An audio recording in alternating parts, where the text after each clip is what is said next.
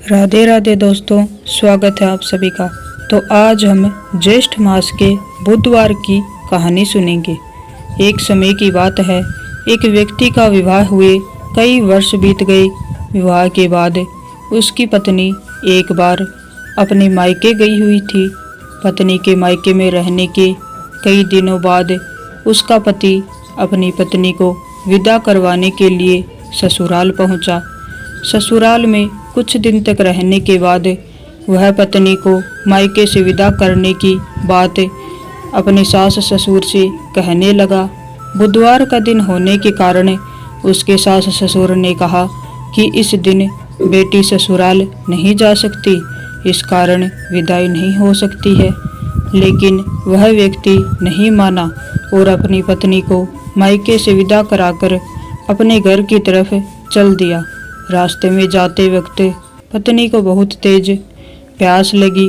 तब पति पानी की तलाश में इधर उधर भटकने लगा। काफ़ी देर के बाद जब वह पानी लेकर लौटा तो उसने देखा कि उसकी पत्नी के पास उसी की वेशभूषा में कोई अन्य व्यक्ति पत्नी के साथ बैठकर बातें कर रहा है। दोनों व्यक्ति आपस में लड़ने लगे। पहले व्यक्ति ने गुस्से में दूसरे व्यक्ति से पूछा कि वह कौन है और क्यों उसकी पत्नी के साथ बैठकर बातें कर रहा है। दूसरे व्यक्ति ने कहा कि यह मेरी पत्नी है। दोनों के बीच भयानक लड़ाई होने लगी। तब वहां पर कुछ सिपाही आ गए और स्त्री से उसके असली पति के बारे में पूछने लगे। दोनों व्यक्ति को देखकर स्त्री हैरान हो गई कि मेरा पति कौन है।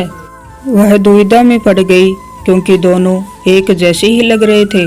तब पहला व्यक्ति परेशान होकर मन ही मन में कहने लगा कि भगवान, ये आपकी कैसी लीला है। तभी आकाशवाणी हुई कि बुधवार के दिन पत्नी को विदा करवाकर नहीं ले जाना चाहिए। यह सब सुनकर पहला व्यक्ति समझ गया कि यह भगवान बुद्ध की लीला है। फिर वह व्यक्ति बुद्ध देव से प्रार्थना करने लगा और क्षमा मांगने लगा।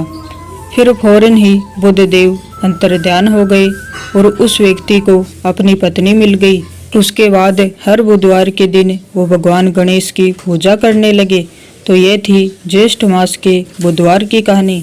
यदि आपको अच्छी लगी हो तो लाइक कीजिए और शेयर कीजिए। आप सभी को राधे राधे।